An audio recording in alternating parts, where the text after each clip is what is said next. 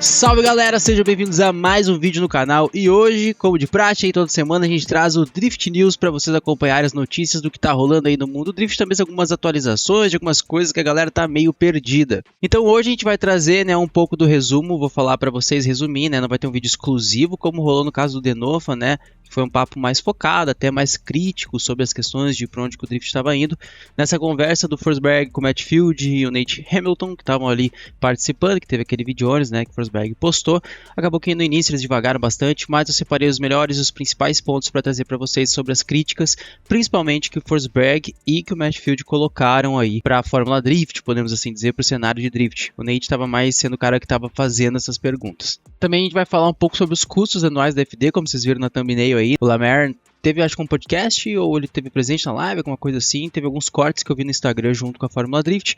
E acabou que ele falou bastante sobre os preços, os custos que ele teve para andar esse ano na Pro Spec, na Light, lá na Fórmula Drift. E também o que ele espera, né, o quanto que talvez vai custar para a gente entender um pouco sobre o preço, né, até a quantidade de pneus utilizados para estar competindo na categoria principal. E aí, para finalizar, como vocês também viram na thumbnail, a gente vai falar sobre a pontuação do Ultimate Drift, a atualização. Muita gente está me pedindo. A Ultimate recentemente lançou algumas artezinhas aí de divulgação também da última etapa, que vai ser aqui em Campo Grande, na minha cidade. Então, quero que todo mundo colhe junto, chega junto aí, compra seus ingressos e bora dar uma olhada então como que tá o campeonato, como que vai ser essa definição, a decisão na grande final do Ultimate Drift categoria Pro e Light aqui em Campo Grande. Então, já deixa aquele likezão para dar aquela fortalecida braba, se inscreve no canal, ativa o sininho para não perder nada, me segue também lá no Instagram. Então, passar todos os recados, sem mais delongas, bora pro vídeo. Então vamos pro nosso primeiro tema do vídeo aí, que vai ser a conversa, o vídeo que teve aí do Forsberg junto com o Matt Field e o Nate Hamilton, que é spotter, também é piloto, mas é spotter aí, do Forsberg na Fórmula Drift. Então, no início do vídeo, até falaram um pouquinho de boas aí sobre as memórias, sobre algumas mudanças, alguns grandes pontos de carreira, né? Falaram da época de ouro da Falken, né? O próprio Field falou que foi o contrato que mudou a vida dele e teve vários pilotos que deu pra ver que depois que a Falken entrou com aquela plotagem toda, até o mesmo Forsberg, acho que uns 10 anos antes do Field, também foi a Falken que impulsionou a carreira dele. Também a gente viu isso com o James Dean, com muitos outros ali, então a Falken tinha um programa muito forte de drift, eles falaram bastante sobre isso, era uma marca muito renomada que a gente sente até falta de ver, né, mano? Eles que dominaram por bastante tempo aí o cenário da Fórmula Drift. Então eles falam sobre um pouco a visão deles também sobre o que é Drift hoje, né? Que mudou o sentimento do que era fazer Drift, que antes era só brincar, se divertir, entusiasmo, ir pra pista, zoar com os parças. Hoje já é algo mais profissional, um trabalho para eles, é claro. São os mais, um dos melhores pilotos aí, os mais conhecidos também do cenário americano, principalmente, um dos maiores, né? E de investimento, de marca, patrocínio, por aí vai, né? Mas a galera fala que talvez eles não se divertem mais também, porque talvez agora é competição, se incomodam muito. E aí o Forsberg fala também que a competição muda muito as coisas e que esse realmente é o ponto dele, talvez uma crítica de que os caminhos tomados não foram os melhores aí. Acredito que foi o que o Forsberg quis dizer pra gente. Aí o Nate pergunta, né, pô, vocês investem mais o tempo de vocês em fazer o drift profissional, competitivo, né, ou se divertir fazendo drift, né, porque eles têm as condições, né, tem equipe e tudo mais, são os pilotos de ponta, então não é incomum eles fazerem drift até de hobby, podemos assim dizer, criação de conteúdo, mais ou menos. E aí o Field reconhece, né, de que se não fosse o drift competitivo, talvez não existisse a possibilidade de hoje eles estarem fazendo o drift por diversão. Volta muito daquilo que o Denofa falou no último vídeo, né, aquele de grandes conversas que a gente trouxe, onde eles falam, né, beleza, você tem que ter toda uma carreira, né, na competição para brilhar, para hoje você conseguir viver fazendo disso. A não ser que seja um grande criador de conteúdo como o LZ, né, que pode ignorar um tanto essa questão da competição. E aí eles falam, né, principalmente o Forsberg, que, cara, praticamente eles não conseguem ter tempo para, tipo, como ele fazia antigamente, cada 2 dias na semana ali ele ia pelo menos 2 vezes, né, para uma pista, fazer um drift, se divertir e tudo mais, e que hoje não sobra tempo para fazer isso, porque eles ocupam até o ano todo com as competições e também com os eventos, fazer presença, né, presença em marca, tudo mais, diversos outros eventos, até menores, né, que a Fórmula Drift a gente acaba comparando com a FD, acaba sendo menores, né? Mas também são grandes eventos, né? Como por exemplo o Grid Life, que é um evento que ele faz bastante participação com o Matt Field, que é um evento gigantesco também, que tem corrida e tudo mais, é um dia mais diversão, assim, tem os momentos. Então, obviamente, é claro que tem o Drift, e ele até faz aqueles clipes com aquele carro que tem 4 bancos e tudo mais, aquele Nissan, não lembro qual que é o nome aí. Se você lembrar, bota aqui nos comentários pra mim. E aí o Nate traz uma pergunta muito boa, né? Falando da época de 2012, 15 ali, sobre grandes pontos de mudança, grandes mudanças no estilo ou no caminho, né? Na bifurcação de o caminho do drift onde ele está indo. Pro Forsberg e pro Field, qual que foi a maior mudança, a maior virada de chave nisso, principalmente naquela época de 2012, 15. Em questão da competição de carros aí, né? O Chris meio que dá a entender que a questão para ele que ele viu de mudança foi separar as classes por pneus. Começou a ter os diferenciais Quick Change, motores NASCAR, e aí acabou ficando um buraco, né? Uma grande diferença, um abismo, tipo 880. E acabou que a FD caminhou por esse caminho de 80, né? De grandes categorias, competição e tudo mais, e acabou criando um grande buraco, dividindo, digamos assim, né? A galera do Drift, não o público necessariamente, mas principalmente a galera que pratica o Drift. De novo, voltando um pouco sobre o que o De Novo falou, né? Daquelas duas fatias de pessoas aí, como eles enxergam o Drift. Mas em questão de, sei lá, algum piloto, alguma grande mudança de tocada, de estilo e tudo mais, que eles falam, tanto o Field quanto o Forsberg, foi quando o Daigo Saito apareceu nos Estados Unidos e começou a trazer aquela proximidade insana, principalmente nas perseguições. Então isso, eles, pra quem não lembra, gurizada, até tem no documentário quando eu fiz, os caras ficavam muito longe, ficavam 2, 3 carros de distância e focava muito assim, passar onde passou, na mímica, enfim. Não entendo muito como era julgado antigamente, vou até estudar um pouquinho para trazer essa old Fórmula Drift antiga, mas realmente era zoado, não tinha uma proximidade nenhuma os perseguidores. E aí meio que o Daigo Saito, né, vindo ali do estilo japonês, trouxe bastante essa questão da proximidade, de atacar, e aí meio que esse estilo também foi incorporado pro estilo americano de drift. Então, para ele e pro Matt Field, quando veio o Daigo Saito, principalmente, veio essa influência japonesa, foi quando teve para ele essa grande mudança de ponto. E aí, de novo, eles acabam voltando sobre os pontos de mudança no drift e críticas agora. E aí eles falam, né, de que a lead pela lead não ganha mais as batalhas, que isso é coisa de 10 anos atrás, e que eles viraram a chave, eles ambos estão perseguindo, estão atrás daquela visão de serem o cara perseguidor. O Field até comenta, eu tô ok se algumas vezes eu vou bater em alguém ou zoar meu carro. Eu tô indo no limite, ao máximo, me colocando em situações de limite, desconfortáveis, para aprender a lidar com elas. E o Forsberg concorda, mas na mesma visão, né? Então eles estão tentando virar um pouco a chave, até talvez reconhecendo um ponto de fraqueza, uma melhoria que eles precisam ter, ambos, que estão falando sobre essa questão de quererem virar mais um chase guy, né? Que é o cara que consegue fazer as perseguições simplesmente insanas. E a gente vê eles estão sofrendo um pouquinho nisso realmente. Nesse ano principalmente. Daí o Nate traz uma informação curiosa pra gente também, né, de que ambos são bem presentes no briefing, tanto o Forsberg quanto o Matt Field, ficar perguntando, tal, levantar a mão e tudo mais. E eles perguntam, né, a gente tá batalhando pra mudar as coisas, nem digo questão de julgamento, mas o que eles querem tanto mudar nesse ecossistema? E aí o Chris fala que a principal questão é a consistência das decisões, das definições. A gente viu as regras se invertendo algumas vezes esse ano.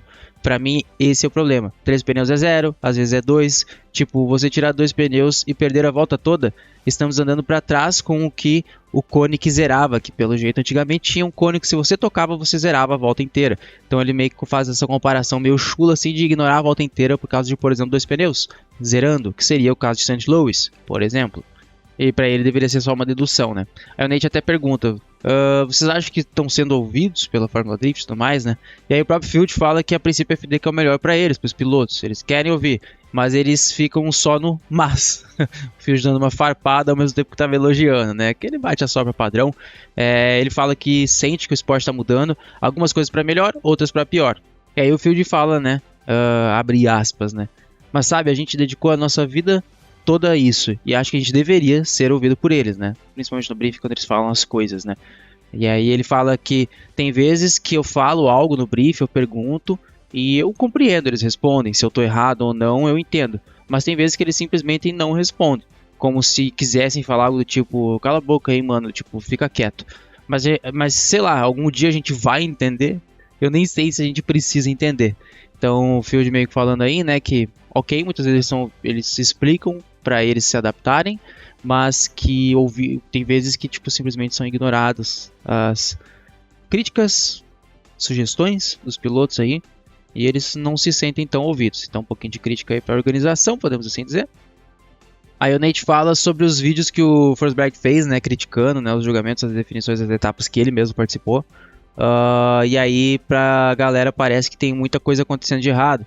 E eles sabem que o Ryan Sage, que é um dos donos da FD, se não é o dono, enfim, tá de olho em tudo isso e ele tá tentando entender para corrigir o julgamento. Mas ainda assim tem muita gente pensando o que que diabos que tá acontecendo, né? Aí o Matt até complementa. Nós também não sabemos, mas tudo bem. É um esporte de julgamento. Pro Field, né? Falam, tipo, às vezes, tipo, que eles mesmos às vezes ganham as batalhas e ficam, tipo, hã? Eu ganhei? O próprio Field falou isso, na realidade. Então, é engraçado, né? A gente viu isso acontecendo recentemente também no Ultimate lá com o Juninho, não entendendo a decisão da batalha dele, por exemplo, né? Então, isso acontece até na própria FD. Às vezes, isso vindo do Field traz pra gente uma percepção um pouco diferente, né? Afinal de contas, não era ele o favorecido?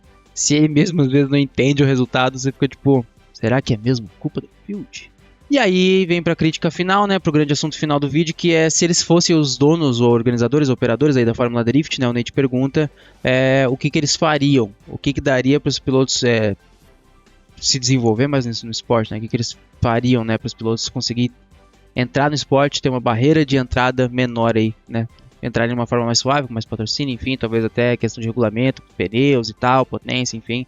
E aí o Chris fala de novo sobre o lance do Daigo, e aí a grande crítica, né, de que ele coloca muita ênfase sobre a proximidade, que às vezes pede a linha, né, dois carrinhos, digamos assim, de botar essa parte, né, o chase, a roda, na porta ali, né, para ter uma linha um pouco mais igual à do líder. Só que eles trazem um ponto de vista que a gente realmente normalmente não pensa em questão dos pilotos, assim, aqui no Brasil até talvez tenha esse problema em algumas pistas ou outras, mas não é tanto quanto lá nos Estados Unidos, a questão da densidade da fumaça e a quantidade da fumaça, mas quase todas as pistas, mais de 40% das batalhas, pelo que o Forsberg trouxe ele mesmo, estavam sendo decididas e estão sendo decididas por conta da grande fumaça, a galera se perdendo na fumaça e perdendo a sua volta, principalmente por conta do posicionamento do Chase, do ponto de vista dele. Se eles pudessem fazer estilo lá da Egosite, que vinha na bota, na porta, empurrando às vezes, né, roda dianteira com dianteira, eles trazem um ponto que talvez até traz um maior ponto de vista, uma visão diferente, né, de cortar a linha. Não sei se vai ser adaptado a isso ou não, mas é um ponto de vista, é algo que a gente tem que sim trazer aqui para discussão. De que na porta, né, roda dianteira com roda dianteira, a fumaça não cegaria. E aí a gente teria melhores batalhas definidas mais no braço, mais no drift. Então uma crítica de certa forma para posicionamento de perseguição, de o que é uma volta de chase, e aí, né, o que concebe uma volta de chase pelo Forsberg, puxando de volta talvez um estilo mais japonês. E aí o Field traz, no ponto de vista dele, né, a mudança que talvez ele traria e faria, seria colocar um steward, né, um membro da organização, né, um juiz, um quarto juiz ali, um cara que daria opinião, conselhos, um ponto de vista dos pilotos, que representaria os pilotos e provavelmente traria, por exemplo, essa questão da fumaça, né, que realmente só um piloto que passa pela situação consegue não saber disso. É óbvio que se a gente parar para pensar, é realmente óbvio, né, nossa, realmente a fumaça, caramba, velho. Né, se a gente for pensar Asbo e Iga em Orlando, mas a gente normalmente não traria ou não estaria tanto com isso na nossa cabeça quanto provavelmente os pilotos ficam incomodados. Então às vezes trazer um pouquinho mais, destacar um pouquinho mais esse ponto de vista dos pilotos até para algumas definições, né, porque você tá 100 milhas por hora, que eles falaram, 100 km por hora ali, indo muito rápido numa parede de fumaça e tem um carro na frente, você não sabe onde ele tá. E aí acaba ficando bem perigoso, até bem arriscado. Claro que é um esporte radical, esporte de risco, mas será que tanto assim? Né? Isso talvez pode causar mais e mais contatos, mais e mais acidentes. Ou os pilotos evitando isso, e aí, como o Forsberg já falou, decidindo mais do que 40% das batalhas aí na Fórmula Drift. Esse que foi o resumo. Então, basicamente, né, o vídeo falou sobre isso. Acabou levando bastante tempo até, mesmo assim, eu devo ter cortado bastante ainda na edição, mas de resumo foi isso que a gente teve nesse vídeo hoje, né? Provavelmente eu cortei mais coisas, porque tem umas coisas que realmente não eram tão importantes de fato. Bora então para o próximo assunto do vídeo hoje. Bom, então a gente vai para o caso do Lamar aqui, né? Que falou que custou $150 mil a preparação do carro e todos os rounds, né, que ele teve no ano todo da Fórmula Drift, no caso da Pro Spec, se eu não me engano são 4 etapas. E aí ele fala, né, subindo para Pro, porque ele é campeão, né, da Pro Spec, então ele pode subir, né, vai ser muito mais rounds, então ele vai ter muito mais custo, com certeza. E aí ele fala que a maior diferença para ele com certeza vai ser o patrocínio de pneus, então ele traz aqui, né, que 150 mil é o custo para poder andar numa season da Fórmula Drift Pro Spec, construindo o carro, preparando o carro, né. Para Pro talvez ele gaste os mesmos 150 mil, porque digamos que não precisa mexer no carro dele. Aí ele vai gastar isso aqui até no ano, podemos assim dizer, né? E aí tem até outro vídeo que ele acaba complementando, né? Ele fala que ele gasta 24 pneus aí no final de semana, que a princípio os prós gastam 32, 36 pneus ali no final de semana, é mais do que eles, além de que tem mais etapas, né? 150 mil dólares é mais ou menos 820 mil reais, galera, para você poder competir um ano ali. Então, como eu falei, eu acho que o que dá para fazer de equivalente é o custo que ele teve para construir o carro, preparar e tudo mais, ser o custo do ano. Então eu diria que dá para gastar 150 mil aí, tranquilo, andando nas 8 etapas aí que tem na categoria profissional, com custo e tudo mais. Claro, tem muita coisa que eles conseguem tirar de patrocínio, ele mesmo falou aqui que tirou 40 mil, né, desse valor dos 100 mil foi de patrocínio, mas ainda assim, 60 mil ele teve que tirar do bolso. E é foda porque realmente é difícil a gente conseguir abater os custos aí com os patrocínios para estar sonhando em, cara, até andar no 0 a 0. Maioria dos pilotos aí que a gente conhece no cenário, até depois que a gente viu naquele grande bate-papo do Denofa, tiram muita grana, se sacrificam aí para poder estar vivendo a vida de piloto de drift, que não é todo esse glamour não. Então, trazendo mais uma curiosidade aqui para vocês, né, para trazer uma noção maior para vocês aí sobre custos, que são uns 800 mil aí para você andar numa temporada da Fórmula Drift, e questão até de gastos de pneu, cara. Porra, um final de semana, 36 pneu, meu amigo, gasta pneu demais, hein? Por isso que a gente vê também sobre a crítica do Denofa com relação aos pneus que são utilizados, esses pneus super gripados, que duram um pouco, que custam a fortuna, que forçam o carro, para onde a gente está indo com o drift, né? Então, talvez essa seja uma mudança que poderia salvar muito aí o bolso até dos pilotos, mudando o composto, pneu mais duro ali, mudando toda um pouquinho a regra ali, aquela questão para deixar os carros menos exagerados, que está quebrando um monte de coisa aí também, provavelmente daria para diminuir consideravelmente a quantidade de pneus utilizada aí no final de semana. Mas enfim, vamos acompanhar e eu vou ficar de olho para qualquer mudança, atualização e nova crítica que a gente pode ter no cenário competitivo de drift que tá rolando principalmente nos Estados Unidos, né? Essas críticas e tal, todo esse murmurinho. Enfim, bora para a próxima notícia que eu acredito que seja que vocês estão mais hypados para saber. E sobre o Ultimate Drift, então família, a última etapa vai ser aqui em Campo Grande, na minha cidade, 25 e 26 de outubro, né, a grande etapa final, né, que vai ser aqui no Autódromo Orlando Moura. Aqui tá as pontuações e tal, o pódio da última etapa, mas bora falar então sobre colocação geral, sobre a temporada. E eu fiz umas belas contas matemáticas para a gente trazer aí todos os cenários dramáticos e possíveis, e também os mínimos necessários para aqueles que estão de fato na briga pelo título conseguirem se consagrar campeão brasileiro. Então, falando sobre, né, as publicações e tudo mais, a gente viu que a Ultimate Drift postou, né, aqui o top 4, que a galerinha que, considerando a pontuação ali, realmente está com menos 100 pontos de diferença ali, realmente estaria na briga da competição, se a gente fosse ignorar a regra do descarte. Então realmente essa galerinha que estaria na briga, né, o Gustavinho que começou forte no início do ano, que eu botei uns probleminhas aí nas últimas etapas, caiu muito, infelizmente. O Sartori e o Barion, que são figurinha marcada, e o Lucas Medeiros, que foi campeão da Light e tá mostrando serviço. O Piazotti não tá de brincadeira mesmo. E se a gente for realmente dar uma filtrada maior, a gente vai realmente para esses dois carinhas aqui, que é o Sartori e o Lucas Medeiros. Como os pilotos têm os descartes, eu tô aqui com a planilhazinha para vocês darem um bisu, eles também têm notas guardadas, podemos assim dizer, na mochila. Ou seja, exemplo, o Luquinhas que está aqui em primeiro, se ele zerar, nem andar em Campo Grande, ele ganha pelo menos seus 50 pontos que está descartado aqui de volta. Óbvio que ele vai descartar daí o zero. Então, os pilotos têm notas guardadas ainda, que eles podem ter o mínimo. Ou seja, mesmo que o Lucas não ande em Campo Grande, ele tem garantido esses 50 pontos, o que vale o mesmo para o Sartor que está aqui em segundo. Com isso, muda um pouco a jogada, porque a gente já consegue fazer um pouquinho de previsão, porque a gente já consegue ter um mínimo de resultado esperado do Lucas, que 50 pontos seria cair no top 8 e ficar pelo menos P2 na qualificação. 48 pontos do top 8, mais 2 pontos de qualificação, que é o segundo lugar que ganha. Se a gente considerar que o Lucas nem vai andar e tirar os 0 pontos, esses 50 vão agregar aqui nesses 5, 7, 8, que são os pontos de descarte. Se isso acontecer, a diferença com o descarte do Lucas para o Sartor é de 100 pontos. Sim, eu estou ignorando uma nota do Sartor. Só que são 100 pontos. Vamos dizer que o Sartor, vamos dar uma nota para ele agora, ganhou a etapa de Campo Grande, a última que vai ter agora. Ele empatou com o Lucas. O Lucas eu já disse que em Campo Grande ele zerou e o Sartor eu tô dando a vitória para ele, ou seja, não vai mudar o descarte do Sartor e ele vai ganhar 100 pontos. Seria um empate? Então a situação está assim basicamente.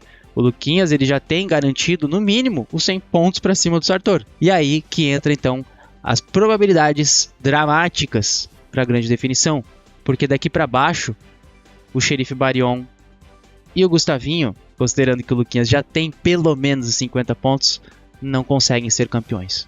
Então eu fiz aqui, né, meus cálculos matemáticos para trazer para vocês. A tabela só vai ficar no fundo aqui de forma mais ilustrativa. Mas, vamos lá.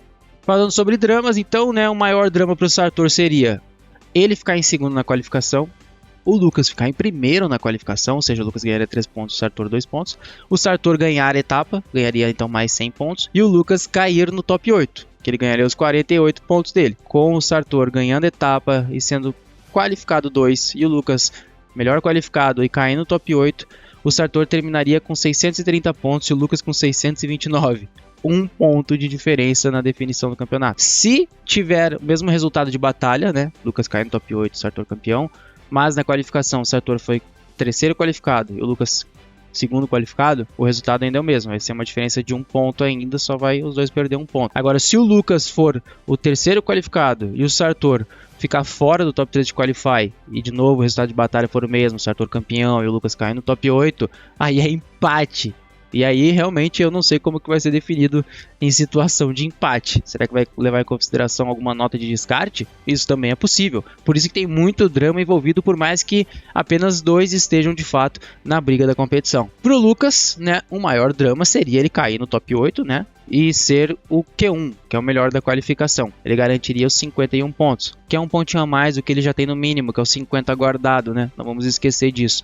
E o Sartor ser campeão classificando de quarto para baixo, porque ele não ganharia nenhum ponto de Qualify. É o P1, P2 e P3 de Qualify que ganham pontos de qualificação. Aí o Lucas seria campeão por 1 ponto. Isso a gente tá falando de super drama, de cinema, de novela, né? Um pontinho de diferença, oh meu Deus! Mas tudo vai por água abaixo se o Lucas passar do top 8. Se ele avançar pro top 4, pegar 64 pontos, acabou a brincadeira. Lucas Medeiros, campeão brasileiro. A gente vai ter que acompanhar muita coisa nessa última etapa, porque vai estar valendo muito pro Sartor. Vai depender de algum outro piloto, ou de talvez na sorte cair cedo contra o Lucas, classificando mal, para tirar o Lucas da jogada e ele ser grande campeão com os pontos de qualificação, e aí conseguir então a virada quase, né, improvável, e aí conseguir o tricampeonato. Então a gente vai acompanhar tudo isso muito de pertinho na última etapa em Campo Grande, para ver como vai ser essa definição muito louca, que pode ser, nossa, liberando, né, no drama, como também pode ser uma surra aí do Luquinhas, né? Porque se ele vier e ganhar a etapa e tudo mais, aí realmente não tem papo. Como eu já falei, se ele passar do top 8, o Lucas é campeão brasileiro. E aí a gente fala da Light também, né, para finalizar o vídeo. Talvez tenha ficado um pouquinho longo, né, principalmente por causa da parte do Field. Mas a gente vai então para a Light. O DKGui tá com 278 pontos na primeira colocação. Então se a gente for, já que, né, aqui realmente não tem descarte, então a gente pode considerar aquela questão da diferença de 100 pontos e excluir todo mundo para trás. Então o Eduardo Torres para trás, ninguém tem mais chance de ser campeão. A gente tem o DKGui com 278 pontos, o Gilberto ali com 50 pontos, mais ou menos, ali 40 e poucos pontos para trás do DKGui, então tem a possibilidade, mas depende do Gui não chegar tão longe, né? Uma diferença de 40 e tantos pontos. Se os dois chegarem na final, se os dois chegarem na semi, enfim, o Gui tem que cair cedo e o Gilberto avançar até vencer a etapa. Bastante nas mãos do Gui aí essa última etapa, essa definição, considerando de novo os resultados que ele tem tido nas últimas etapas do ano. Também o Gato tá ali na briga, né? Não dá para descartar ele, por mais que esteja 80 pontos para trás, aparentemente ali, né? Fazendo a conta rápida, assim, de cabeça, do DKGui. Então tá bem mais difícil aqui pro Gato, porque se o DK avançar pro top 16, já acabou bastante a brincadeira aí pro Gato, que não conseguiria ser campeão. Então vamos ver como é que vai ser o drama, o clima aqui em Campo Grande, para ver quem vai ser também o campeão da Light. Para mim, né, para vocês que me seguem, obviamente, a minha ideia é vir para arrebentar nessa última etapa sem errar, porque eu tô com sangue nos olhos, e aí pelo menos buscar aqui o top 5, né? Eu tô com uns 88, 80 e poucos pontos, nem aparece aqui, ô tristeza, mas Acho que tirando bastante ponto, quem sabe ganhar a etapa aí dá para 180 e poucos. Claro que depende de um pouco dos outros aí, mas eu acho que dá pra gente tentar garantir o pódio anual e, claro, o pódio da etapa aqui em casa em Campo Grande para finalmente trazer um resultado e representar a galera aí. Mas é isso, né, galera? Esse foi o vídeo de hoje, né? Espero que vocês tenham curtido, trazendo um pouquinho, principalmente sobre o drama da Ultimate Drift, um pouco do que tá rolando também sobre as críticas, um pouco do cenário, um pouco do ecossistema, dos custos, pra galera entender um pouco, vocês estarem mais por dentro de todas as tretas, críticas e também como funciona o drift lá fora, o drift competitivo. Teve essa questão da precificação, podemos assim dizer, que o Lemaire trouxe. E eu tô para fazer também, assim que terminar a temporada, um vídeo de quanto custa competir no drift.